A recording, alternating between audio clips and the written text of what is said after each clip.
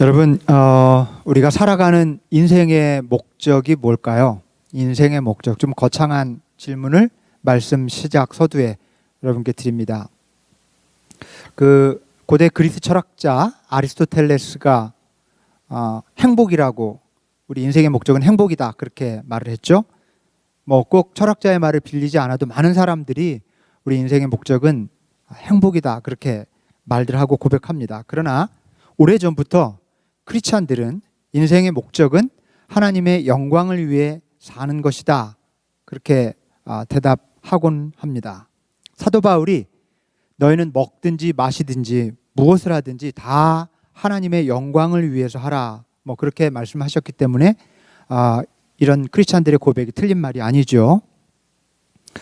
그래서인지 신앙인들이 행복이 인생의 목적이다, 인생의 목적은 행복이다, 이렇게 말을 하면 왠지 신앙적이지 않은 것처럼 들립니다. 여러분 어떻게 생각하세요? 정말 그렇게 생각하십니까? 하나님의 영광을 위하는 것과 우리가 행복을 추구하는 것은 서로 모순되거나 혹은 상반된 것일까요? 자, 우리 한번 생각해 봅시다. 만일에 우리 자녀들이 자기의 행복을 완전히 제껴두고 오직 엄마, 아빠의 영광을 위해서 살겠다고 하면 부모 되신 입장에서 좋으시겠습니까? 좋기만 할까요? 자기가 좋아하는 거, 기뻐하는 거, 또 해보고 싶은 것을 접고 부모님을 위해서 자기 삶을 송두리째 희생하기로 한다면 부모 입장에서 기쁠까요? 아마도 아닐 겁니다. 왜냐하면 자식의 행복이 어머니의 영광이고 아버지의 영광이기 때문입니다. 부모님의 사랑과 은혜와 도움 아래서 자녀들이 자기가 기뻐하는 일을 하면서 살고 또 자신도 행복해지고 다른 사람도 행복하게 하면서 사는 게 부모님이 기뻐하시는 일이고 그것이 부모님의 영광입니다. 그래서 우리는 행복해야 합니다. 신앙인이라고 해서 자신의 행복을 내려놓고 오직 하나님의 영광을 위해 살기로 희생하고 자기 삶을 송두리째 내려놓는 것은 결코 하나님께 기쁨이 되는 일이 아닙니다. 여러분, 우리는 우리의 행복을 추구하는 것이 옳습니다. 우리가 행복하지 않으면 하나님이 기뻐하시지 않습니다. 그래서 행복을 구하며 사는 것은 하나님의 영광을 위해 사는 것과 모순되거나 상반된 것이 아니라는 점을 먼저 좀 말씀을 드리고 싶습니다. 자, 그렇다면 행복이라고 하는 게 뭘까요? 어떻게 해야 우리가 행복해질 수 있을까요? 자, 사람들은 행복을 얻기 위해서 행복에 대해서 거의 미신에 가까운 오해, 그런 잘못된 생각을 하나 가지고 있는데요. 뭐냐면 내가 지금 갖고 있지 못한 것을 가지면 행복해질 수 있다는 생각입니다. 이것은 그냥 생각 정도가 아니라 거의 마치 본능처럼 그렇게 그것을 추구해요. 내가 지금 갖지 못하고 있는 것을 얻게 되면 행복해지리라는 어떤 막연한 거의 무의식으로부터 나오는 어떤 신념 같은 게 있습니다. 내가 갖지 못한 돈, 물질, 내가 갖지 못한 지식, 또 명예, 건강, 이런 것들을 소유하면 행복해질 수 있다는 막연한 생각. 저는 그렇게 생각하지 않아요 라고 말하는 사람들조차도 저 깊은 곳에서 그런 것들을 얻으면 내가 진짜 만족하고 행복할 텐데, 이런 게 있습니다. 그래서 저는 이것을 거의 미신에 가까운 생각, 오해라고 그렇게 생각합니다. 그렇게 말씀을 드립니다. 하지만 이것은 명백한 오해입니다. 무엇인가를 가짐으로 결코 행복해질 수 없습니다. 그것이 꼭 물질이 아니라도 무엇인가를 얻고 획득하고 소유하고 성취함으로 인간은 결코 행복해질 수 없습니다. 왜냐하면 그것을 가지는 순간 또 다른 결핍이 생기고 또 그것을 쫓고 그것이 채워진다면 행복해지겠다는 또 다른 목표가 생겨나요. 끝없는 신기루를 쫓는 일과 같습니다. 소유, 물질, 성취, 획득은 결코 행복의 조건이 될 수 없습니다. 그렇다면 대체 무엇이 행복이며 또 누가 행복한 사람일까요? 여러분, 우리가 행복한 사람인지 아닌지는 그걸 분별하는 아주 간단한, 그렇지만 꽤 신뢰할 만한 어떤 기준이 있습니다. 방법이 있어요. 뭐냐면 좋다라는 말이나 생각과 느낌을 많이 갖는 사람이면 그 사람은 틀림없이 행복한 사람이에요. 근데 좋다라는 느낌이나 생각이나 말을 별로 하지 않는 사람은 거의 행복하지 않게 사는 것이 틀림없습니다. 예를 들어서 아름다운 자연을 보고 아, 좋다 이렇게 말하는 사람, 맛있는 음식을 먹으면서 아, 맛있다 이렇게 느낄 줄 아는 사람, 또 가족이든 친구든 손님이든 사람을 만나면 좋아하고 즐거워할 줄 아는 사람, 이렇게 삶 속에서 goodness, 좋음을 많이 말하고 느끼는 사람은 틀림없이 행복합니다. 반대로 좋음은 당연하게 여기고 좋은 일이 생기고 또 참 기뻐해야 될 일인데도 그런 것들은 그냥 당연하게 느끼고 조금만 힘든 일, 불행한 일, 어려운 일, 나쁜 일이 생기면 그거에 심하게 집착하는, 좋음을 잘 누리지 못하는 이런 사람들은 대개 행복하게 살지 않습니다. 불신과 체념이 몸에 붙어 있고 근심과 걱정이 삶에 가득한 사람들, 또 다른 사람의 나쁜 점에 강하게 집착하는 사람들, 삶의 좋음을 누릴 줄 모르는 사람들, 그들은 틀림없이 행복하지 않습니다. 제 말씀 잘 들리세요? 제가 조금 볼륨이 작은 거 조금만 올려주실래요? 제가 이게 작게 느껴지면 목소리가 제가 저절로 높아져서 저를 위해서 조금만 높여주세요. 고맙습니다. 한번 생각해 보세요. 나는 내 삶의 좋음을 많이 누리는 편인가? 그렇지 못한가? 내가 경험하고 만나고 보고 듣고 느끼는 것들에 좋다라고 하는 것들을 많이 끄집어내서 발견해서 누리고 있는지, 아니면 그런 거에 둔감하신지, 저는 그래서 그런 말씀 좀 드리고 싶어요. 좀 일부러라도 멋있는 자연을 보면 아, 좋다 이렇게 좀 하는 습관이 있으면 좋겠어요. 매주 이 창을 통해서 보이는 하나님이 가꾸신 저 정원 같은 세계를 보시면서 아, 좋다 이렇게 시작하면 예배가 그 자체로도 예배가 얼마나 풍성해질까.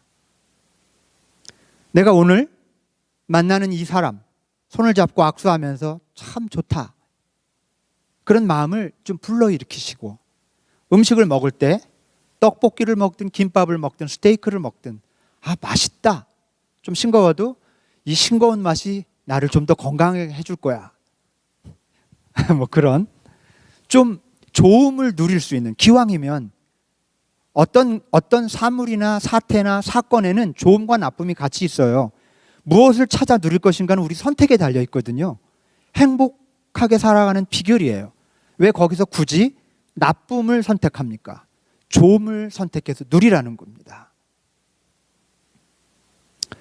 이번에 교우 여러분과 교회가 허락해 주셔서 조금 긴 휴가를 제가 가지고 왔습니다. 태국을 먼저 한 주간 방문했습니다. 친구 선교사 때문에 거기를 거쳐서 한국을 방문하는 동안에 이번 여행이 저한테 좀 어떤 주제가 생길 정도로, 뚜렷한 주제가 있구나 하는 걸 느낄 정도로 행복하게 사는 사람들을 만나게 해주셨어요. 행복하게 사는 사람들.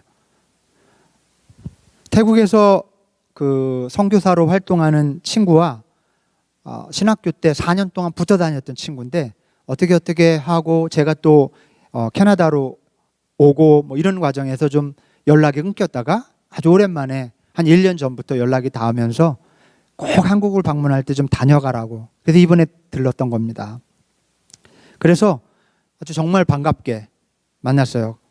아주 맛있는 식당, 뭐 좋은 풍경, 뭐 그런 것도 많이 보고 참 좋았지만은 저는 그 친구가 사역하는 빈민촌을 방문했던 게 제일 기억에 남아요.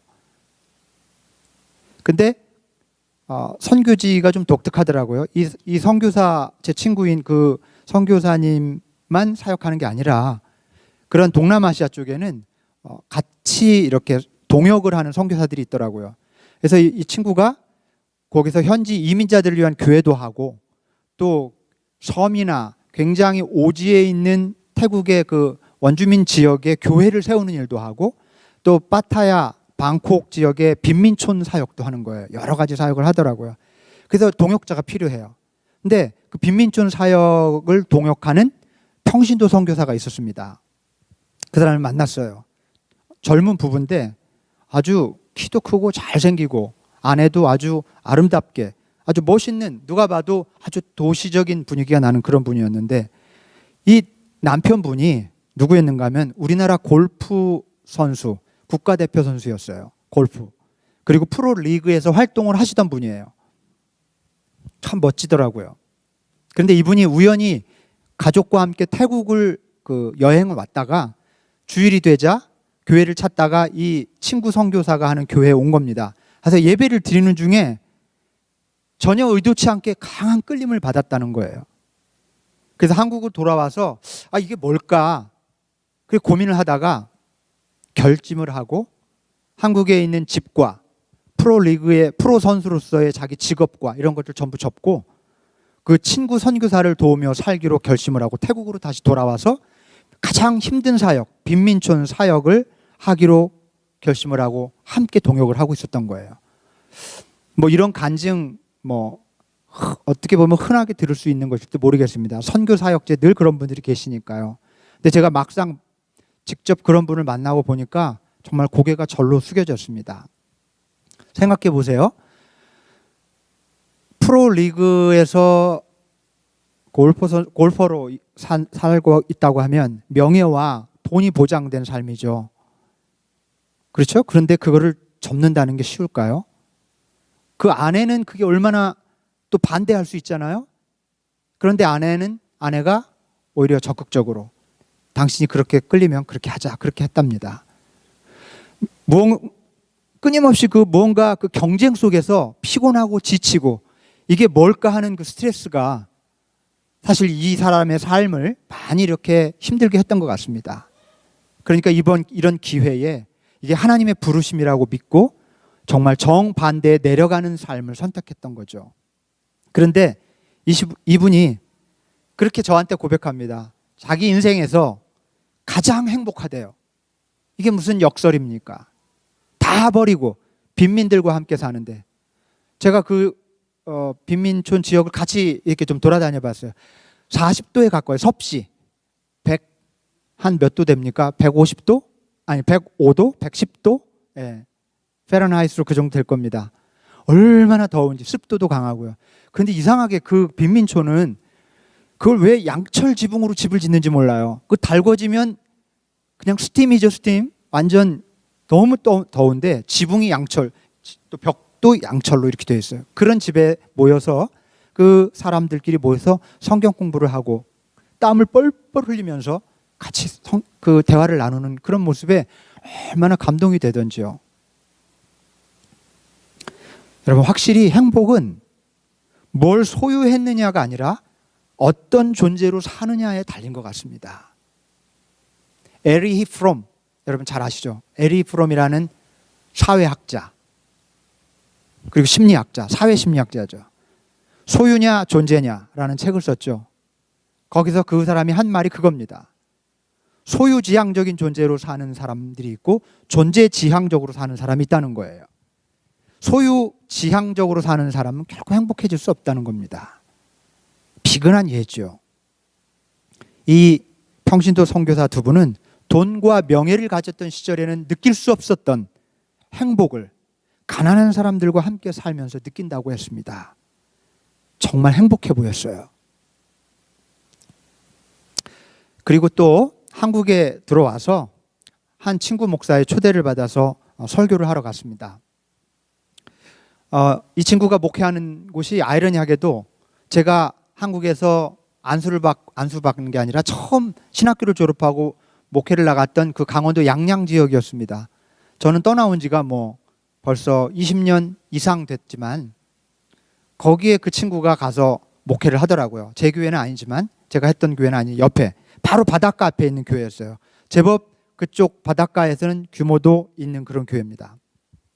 사실 이 친구는 좀 아픔이 있는 친구예요. 목사 안수를 받고 목회를 한 지 얼마 안 돼서 좀 그렇지만은 아내가 다른 사람이 생겼어요. 참 힘들었던 시절이었겠죠. 그래서 결국 이혼을 하게 됐습니다. 이혼을 하게 되고 그래서 목회한 지 얼마 안 돼서 자취를 감춰버렸어요. 목회도 그만두고. 사실 이 친구가 신학교 다닐 때 엄청 잘 놀고 아주 잘생기고 그랬어요. 그래서 이미지가 저 친구는 신학교에 왜 왔나 싶은, 아마 다른 사람이 저도 그렇게 봤을 거예요. 그런데 그 친구도 좀 그런 편이었어요. 저보다 좀 더 잘생기고 잘 노는 친구였거든요. 근데 이 친구가 그렇게 힘든 일을 겪고 자취를 감추고 나서 잊어버렸는데 작년에 전화가 왔어요. 현식아, 나 미국에 왔다. 그래서 웬일이냐? 그러니까 웨슬리에 목회학 박사과정 하러 왔다는 거예요. 그래서 작년에 우리 교회 와서 예배 드렸어요. 여러분도 한번 보셨을 때 인사만 했겠지만, 그래서 초대를 어떻게 받게 되었는데, 그 이혼을 한 후에 얘기를 들어보니까 미국으로 건너와서 아무도 없는 곳에서 일용 노동자로 살면서 한 2년간 바닥 생활을 했던 겁니다. 완전히 아이들도 다 제 엄마한테 보내고 그렇게 살다가 아버님이 한국에서 목회를 하시는데 위독해지셨어요. 그래서 급히 들어갑니다. 그리고 그 교회에서 아버님 대신 주일마다 설교를 하게 되고, 그것이 계기가 돼서 목회를 다시 시작하게 돼요. 그리고 옛날 전도사 시절에 청년회를 했던 그 교회 청년과 다시 연결이 되면서 결혼을 하게 돼요. 재혼을 합니다. 결혼해서 새로 가정도 꾸미고 아이도 둘이나 낳았어요. 이 친구가 이 인생의 고난을 통해서 정말 많이 변했습니다. 많이 변했는데 얼마나 제가 변했다고 느끼냐면은 자신이 처한 모든 상황에 감사하는 거예요. 정말 여러분, 감사하면서 하십시오 라는 말의 본보기예요. 샘플. 우리 교회가 너무 좋다는 겁니다. 자신이 목회하는 교회가. 그리고 우리 교인들이 최고의 교인들이래요. 그렇게 자랑을 하고 가족을 끔찍하게 사랑합니다.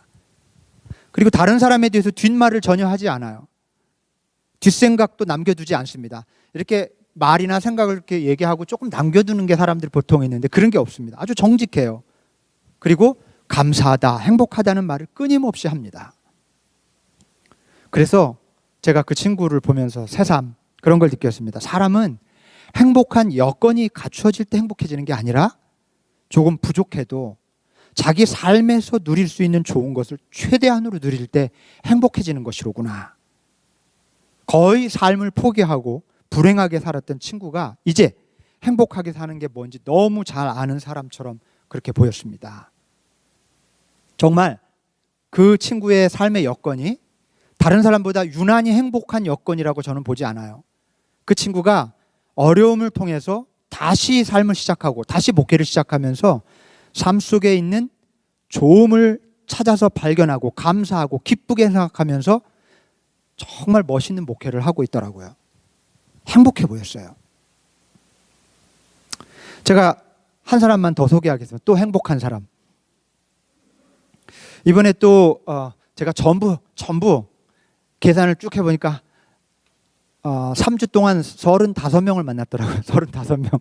그중에 뽑은 겁니다. 한 사람만 더 소개할게요. 이분은 누구냐면 저 집사람의 친구예요. 집사람이 이제 대학 시절에 합창단으로 활동을 해서 남녀를 불문하고 친구들이 많아요. 같은 친구인데 이분은 기업을 운영하는 젊은 장로님이세요. 회사 직원 예배에 와서 말씀을 전해달라고 그러셔서 또 갔습니다. 근데 이 장로님이 기업의 목적이 이윤 창출에 있지만, 돈을 많이 버는 게 기업의 목적이지만 근데 자기 목적은 다르대요.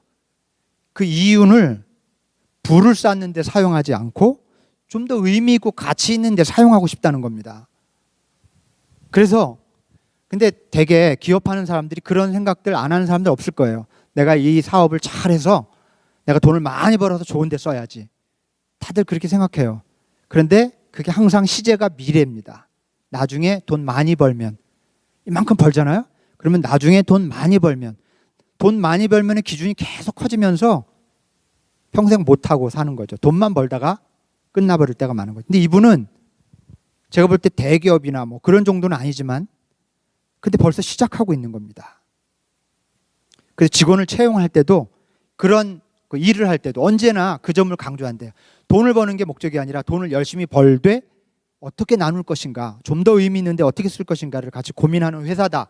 거기에 동의하면 직원으로 채용하는 거예요. 그동안 어려웠던 사업이 잘 풀려서 회사가 막 성장을 하고 있는데 하나님이 기뻐하실 만한 일에 자신과 교회가 들여졌으면 좋겠다는 거예요. 그리고는 회사 안에 또 다른 회사가 생겨서 그것을 애시번 한인교회와 제가 그 책임지고 기도해주고 자매 결연이 맺어졌으면 좋겠다는 거예요. 근데 대체 왜 그러시냐고 그랬더니 그냥 자기 마음에 그렇게 감동이 온대요. 그래서 내년 5주년에 초대했어요. 그래서 친구분들이랑 같이 비행기 타고 오시라고. 합창단 출신이니까 같이 이렇게 특송하면 얼마나 좋겠냐고 그랬더니 막 벅차해 하는 거예요. 좋다고. 하나님이 기뻐하실 만한 일에 자신의 부와 재산과 소유가 드려지기를 원하는 삶. 여러분 얼마나 멋집니까? 이미 아시아에 동남아시아에 여러 선교지를 돕고 있고요. 그리고 이렇게 옛날 합창단에서 활동했던 오비라고 그러죠. 올드보이. 옛날 팀들과 같이 힘을 합쳐서 공연을 하러 다니는데 기준이 20명 이하의 개척교회예요. 20명 이하의 개척교회는 절대로 초청할 수가 없잖아요. 외부 강사도 초청 못하고 그런 팀을 부를 수가 없습니다.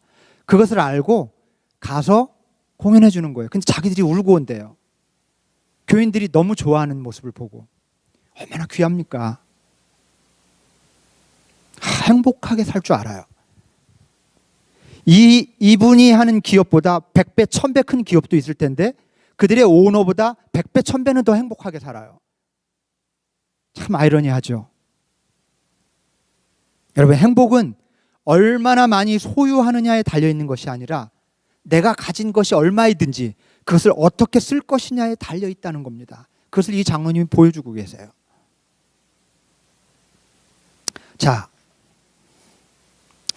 여러분, 행복한 하나님이라는 말씀 들어보신 적 있으세요? 행복한 하나님. 조금 낯설을 것입니다. 그런데 하나님은 행복한 분이십니다.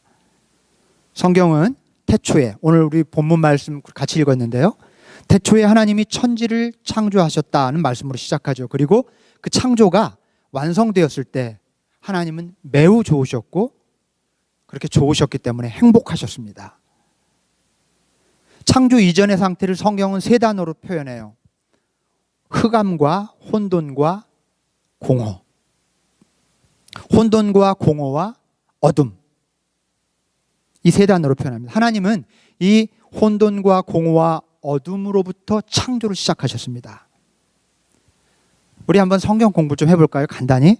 첫째 날엔 빛을 만드시고 좋다. 그렇게 말씀하셨어요. 그래서 창조 이전의 어둠의 상태를 극복했습니다. 빛을 만드심으로. 그리고 둘째 날과 셋째 날에는 하늘과 땅과 바다를 만드시고 또 좋다. 그렇게 말씀하셨습니다. 창조 이전에 혼돈이 사라지고 세상에 질서가 생겼어요. 그 다음에 넷째 날, 다섯째 날, 여섯째 날에는 하늘과 또 땅과 바다에 있어야 할 것들을 만드셨어요. 자, 요거를 잘 정리하시면 되게 쉽게 외울 수 있어요. 하나님이 처음에 지으신 거. 자, 첫째 날 어둠 속에 빛을 만드셨고요. 그리고 둘째 날 하늘과 땅과 바다. 둘째 날, 셋째 날. 그 다음에 넷째 날, 다섯째 날, 여섯째 날은 하늘과 땅과 바다에 있어야 할 것들 채워 넣으신 거예요. 그래서 창조 이전에 공허가 무언가 생명으로 가득 채워졌습니다. 하나님은 그때마다 좋다, 좋다, 좋다 연발하셨고 나중엔 얼마나 좋으신지 너무 좋다, 심히 좋았더라 그렇게 말씀하셨어요. 하나님은 행복하셨습니다. 주의 깊게 들으신 분들 아시겠지만 창조의 과정은 이렇게 셋으로 요약할 수 있어요. 빛을 만드셔서 어둠을 물리치신 것, 하늘과 땅과 바다를 만드셔서 혼돈스러운 세상에 질서를 가져온 것, 하늘과 땅과 바다에 있어야 할 생명들을 만드셔서 공허한 세상을 생명으로 가득 채운 것, 그리고 결과는 매우 좋음, 곧 행복의 극치였습니다. 결국 천지 창조의 과정은 행복이 창조되는 과정이었다는 것을 알 수가 있어요. 그래서 창세기 1장은 행복 선언입니다. 그리고 마태복음 5장, 예수님의 산상수훈의 첫 장은 행복 선언이었습니다. 하나님과 예수님의 첫 스텝이 다 행복이에요. 그죠? 가난한 자는 복이 있나니, 애통하는 자는 복이 있나니, 이렇게 시작하는. 그런데 가만히 보면 하나님이 세상을 지으시고 참 좋다 하고 말씀하신 것은 단지 하나님께서 만드신 우주와 자연이 너무 아름다워서 쏟아낸 그냥 탄성이 아닙니다. 사실은 하나님의 창조 행위의 그 본질적인 의미, 즉 어둠을 빛으로 물리치는 일, 혼돈을 질서로 바꾸는 일, 공허를 충만으로, 생명의 충만으로 채우는 일, 그게 너무 아름답고 행복하셨다는 겁니다. 그리고 나서 하나님은 자신의 형상을 닮은 사람을 지으시고 그가 당신이 창조하신 이 행복한 세상의 주인이 되기를 원하셨어요. 창세기 1장의 요점은 창조를 하나님이 어떻게 했느냐에 있다기보다는 그렇게 행복한 세상을 만드시고 그 행복한 세상의 주인이 되기를 사람에게 원하셨다는 데 있습니다. 우리 행복해야 해요. 왜? 하나님이 행복한 세상을 만드셔서 우리에게 주셨기 때문에, 우리가 그 세상의 주인이 되기를 바라셨기 때문에요. 그래서 행복한 세상의 주인이 되는 비결은 하나님께서 행복해 하셨던 바로 그 일에 참여하는 것입니다. 뭡니까? 어둠과 혼돈과 공허를 빛, 질서, 충만으로 바꾸어가는 겁니다. 모든 종류의 그런 삶을 도모해야 해요. 여러분, 우리 삶에 어둠이 얼마나 자주 드리워집니까? 얼마나 자주 혼돈스럽습니까?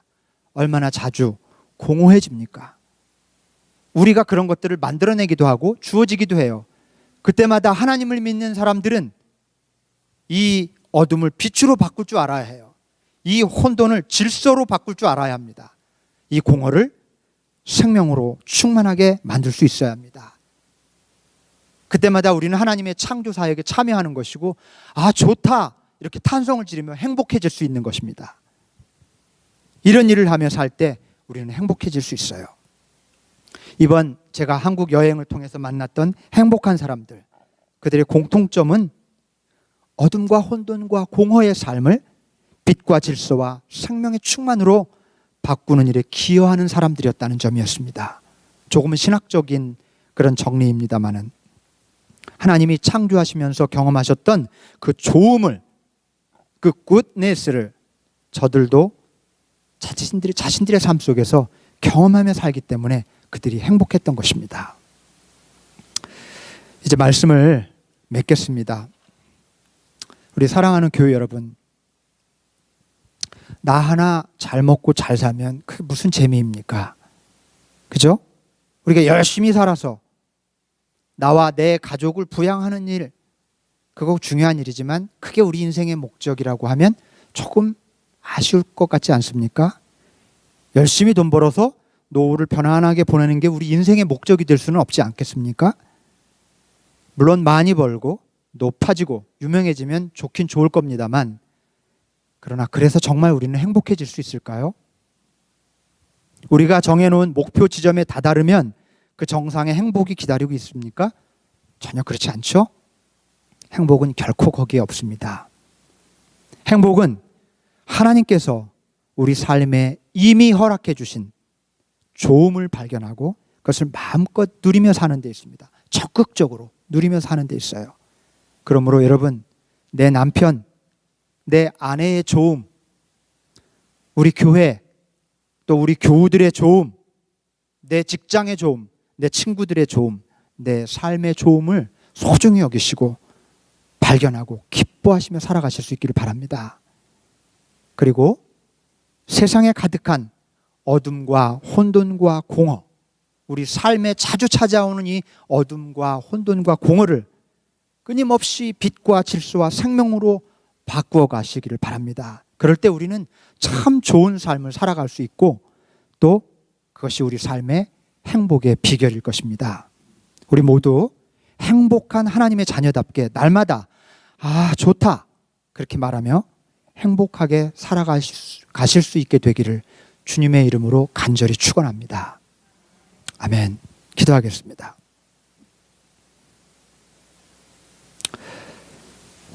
하나님 아버지, 태초에 우리 삶의 맨 처음에 하나님께서 좋다, 좋다, 너무 좋다 라고 말씀하신 그 세상에 지금 우리가 살아가고 있습니다. 그렇지만 우리는 근심하고 걱정하고 나쁘다, 힘들다, 괴롭다, 지겹다를 연발하며 살아갈 때가 너무 많습니다. 주님, 그래서 우리 삶이 너무 자주 행복하지 않습니다. 주님, 오늘 예배와 말씀을 통해서 다시 한번 주님께 나아가며 결단하오니 우리 주님의 그 좋으심을 우리도 본받아서 우리도 좋다, 좋다, 너무 좋다 그렇게 감사하며 우리 삶의 좋음을 많이 누릴 수 있는 행복한 주님의 자녀들이 다 되게 도와주시옵소서.